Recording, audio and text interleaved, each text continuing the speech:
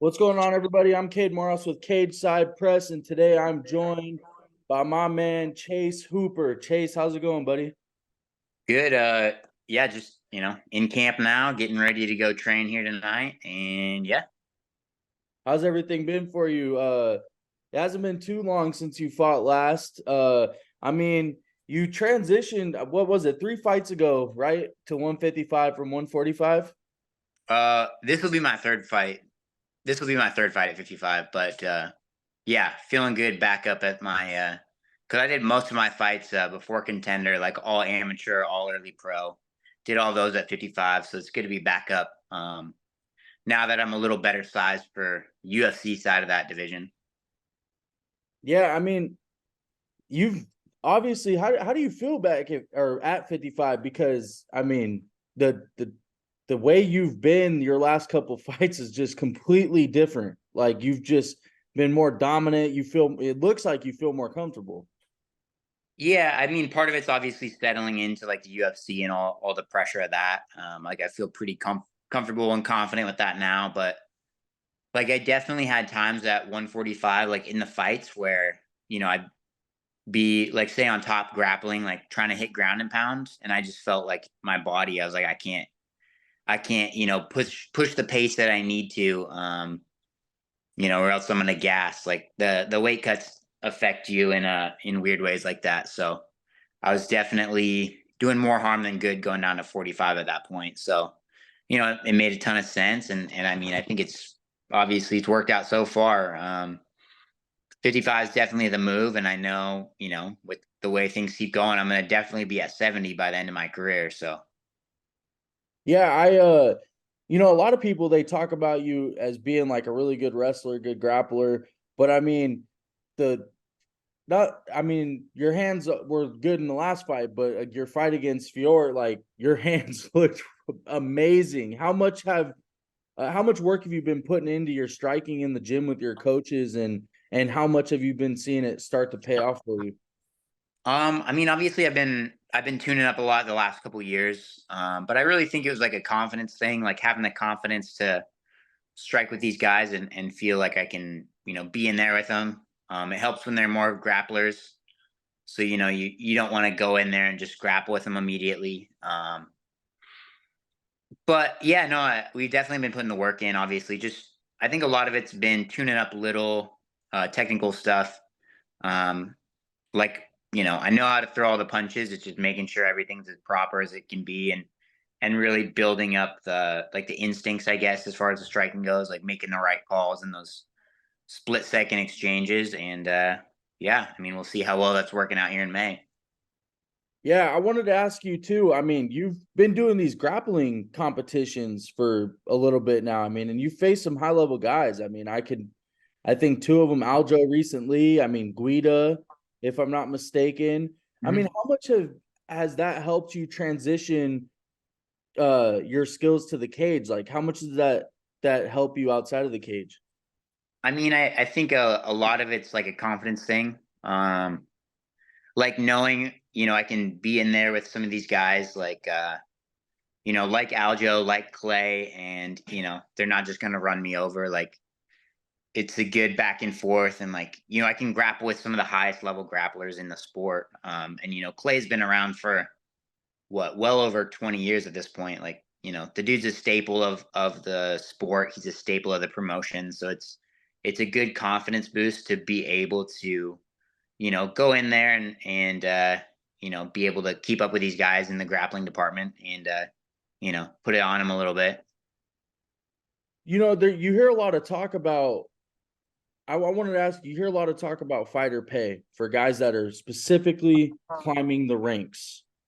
You've Sure. been you've been a young fighter. I mean, you've been in the UFC for a little bit now, like, and you're still pretty young. So as you've climbed the ranks, what is your take on the fighter pay? Like, do you have very many complaints about it, or do you think other people just maybe are overreacting to it?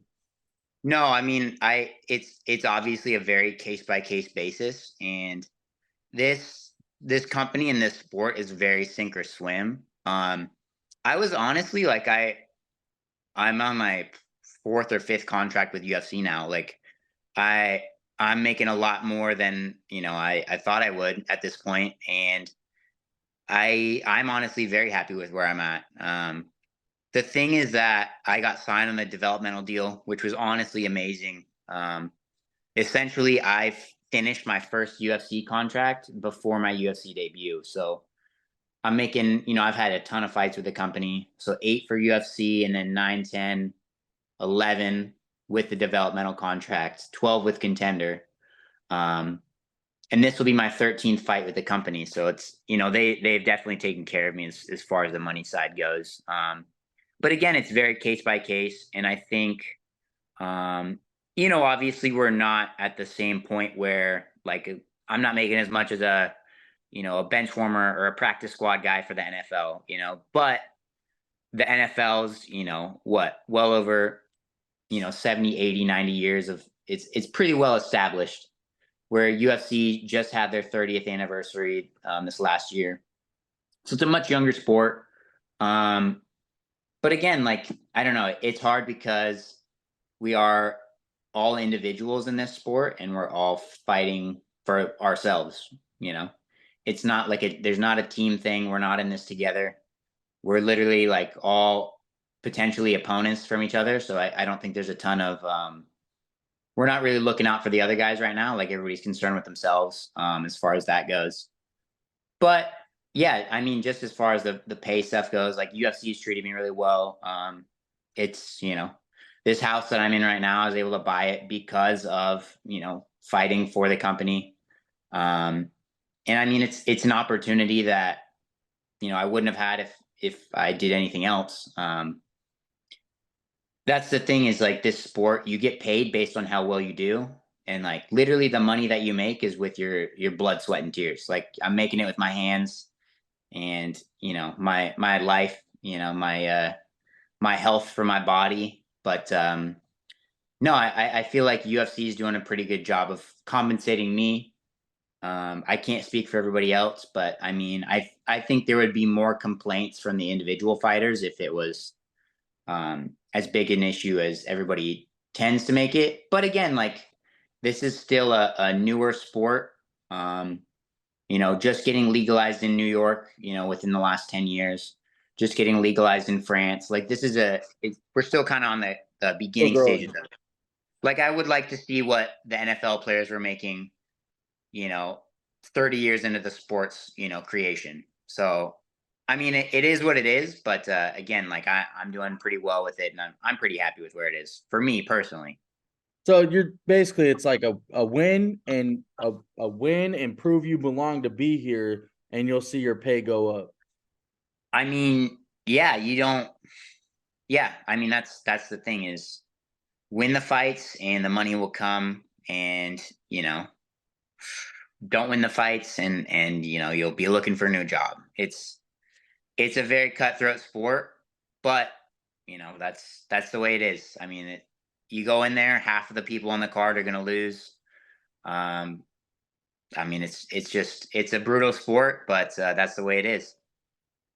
Now, I wanted to get into this with you too because you've been in the UFC also a while, so I have a feeling you know what it's like. But Apex and crowd, how much different is it fighting in front of that less of people versus a full stadium full of people or a full arena? Yeah, I mean, the Apex has been kind of like a cozy. I've really I've had I think 5-ish fights in the Apex.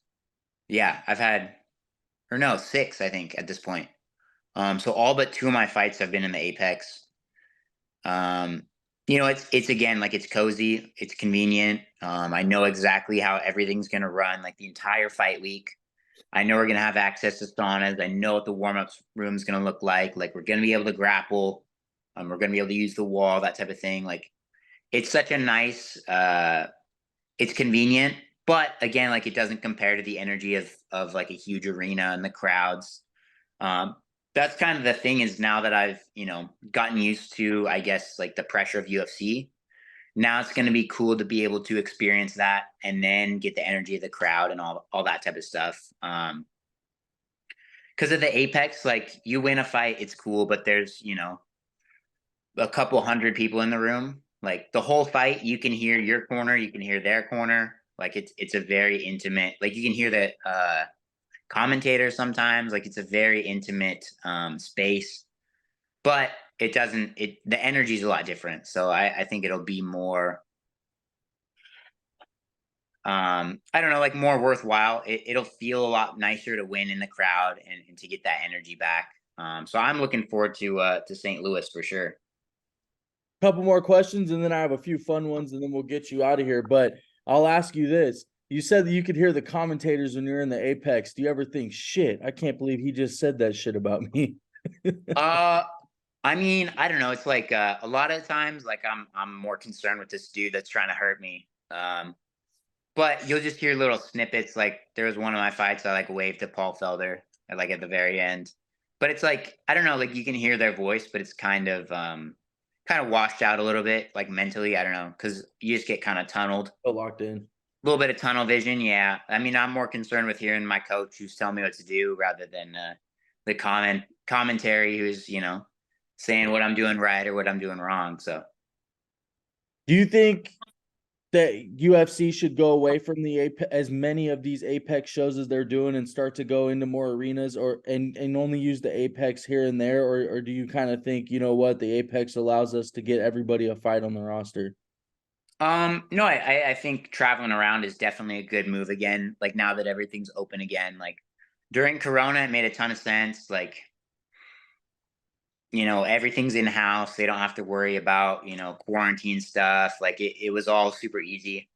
And I think they've really been keeping it around probably more for the fact that it's again like it's easy, it's cheap, and it's convenient for like the workers. Like a lot of the staff lives in Vegas, so they don't have to be traveling across the country all the time. And UFC doesn't have to be shipping a cage and like a whole production set.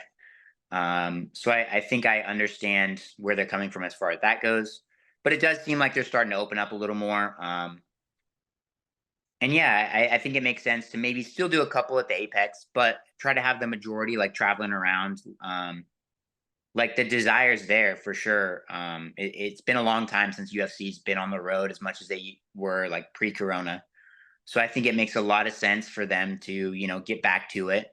Um, I think for a little bit, I'm pretty sure it was also because of the ESPN stuff. Like it was more about making sure you got the certain number of fight cards per year rather than putting on, whatever else. It was about getting the number of fight cards on ESPN more than anything else, like more than ticket sales, more than ad revenue, whatever. Like it was all about the ESPN stuff. But again, it seems like they're traveling now, so I'm happy with it. We'll get couple fun questions, and then I'll give you the last 30 seconds to shout out whoever. But you get 3 movies for the rest of your life, or TV shows. You can mix and match whatever for the rest of your life. What are they? Ooh, let's see, movies or TV shows. I gotta go. Let's see. I feel like Pulp Fiction was probably one of my favorite movies for a long time. That's one of the few I've been able to rewatch just 'cause it's so long. Um, Probably something like South Park just to fall asleep to, whatever, something to lose your mind and space out to. And then third one, I don't know. We've been watching True Detective. I've been really liking that. Um, yeah, that's my three. You this kind of goes hand in hand, but you just made weight. You get hydrated for 4 or 5 hours, however long you guys have to hydrate your body. What's the first thing you're eating? And then after the fight for post-fight meal, what is the first thing you're eating? So I used to just like slam candy all the time, but I started kind of following what UFC was doing. So usually it's like the first thing they'll let you eat is like a bagel with like jelly on it, which is pretty good, especially when you haven't eaten for like a couple days, but or a day and a half, whatever. Uh that's pretty good. But then I usually want something like a little more like savory, I guess. Like pizza, some tacos, something like that. And then like I'll do sugar the night of weigh-ins, and then the day of the fight, it's back to like eating healthy. Then after the fight, definitely some Italian food. Like I feel like after weighing in, like your body just wants all the carbs it can get, and that's that's what they make you eat anyways. So any way to carb up, really, like some Mexican food or some Italian food all the way. What's your favorite hobby outside of fighting? Um, I don't know. Honestly, I like doing a lot of stuff outdoors. I like hiking. I like, shooting, trying to get up on that. Like it's just another like practicing like these skill sets that are, outside of the ones that I do all the time. Sometimes in the winter we'll go snowboarding, like that type of stuff. Like I don't know. I just like doing stuff outside and enjoying. Like we live in a really cool area. We're like an hour from Mount Rainier, which is like one of the tallest peaks in the country. Um, and then we're also an hour from Seattle, so like we got a good mix of country and like city. So I like going out in the middle of nowhere and hanging out for a little bit. You get last one. You get one superpower for your whole life. What superpower would you choose? Uh, I guess probably like the super healing, like a Wolverine type thing, because doing this type of thing, you get a lot of nagging injuries, so it'd be nice to just make those go away for sure.